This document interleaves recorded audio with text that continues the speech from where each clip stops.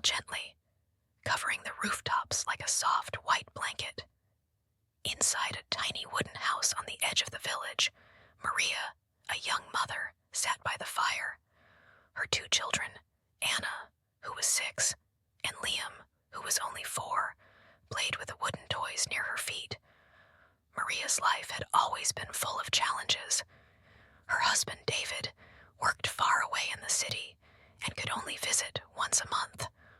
Maria was left to take care of the children and manage the house on her own. Though life was tough, Maria never complained. She was strong, determined, and full of love for her family.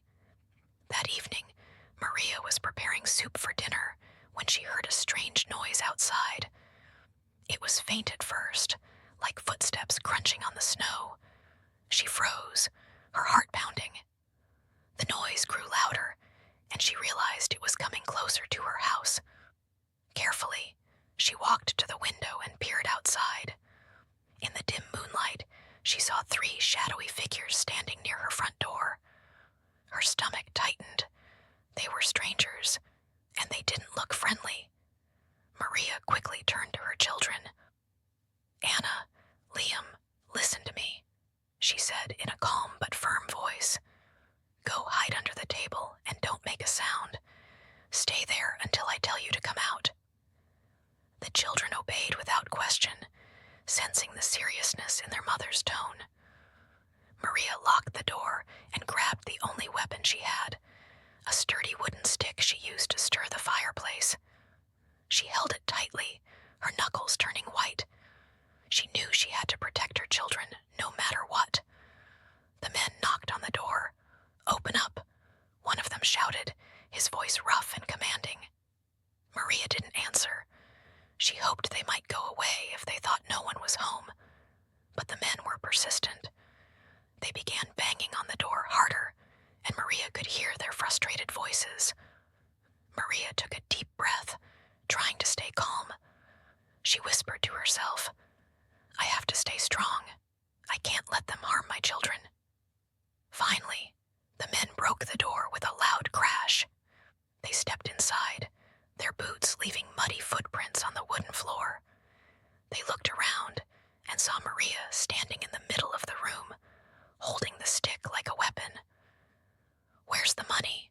one of them demanded, his eyes scanning the room. "We have nothing to give you," Maria replied, her voice steady despite the fear she felt. The men smirked. "We'll see about that," one of them said as he moved toward the other room where Maria's children were hiding. Maria quickly blocked his path. "You will not touch my children," she said firmly, her eyes blazing with determination. The man laughed and grabbed her arm, but Maria didn't hesitate. She swung the stick with all her strength, hitting him in the side. He cried out in pain and fell to the floor.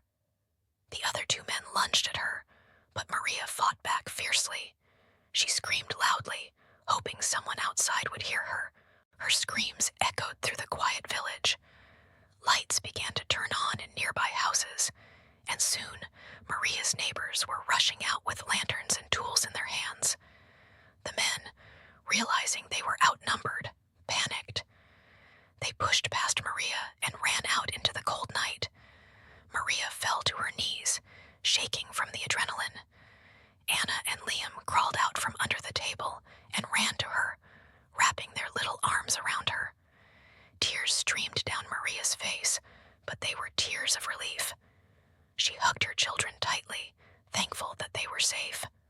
The neighbors arrived moments later and helped Maria fix her broken door. They stayed with her until she felt calm again. That night, Maria sat by the fire with her children, holding them close.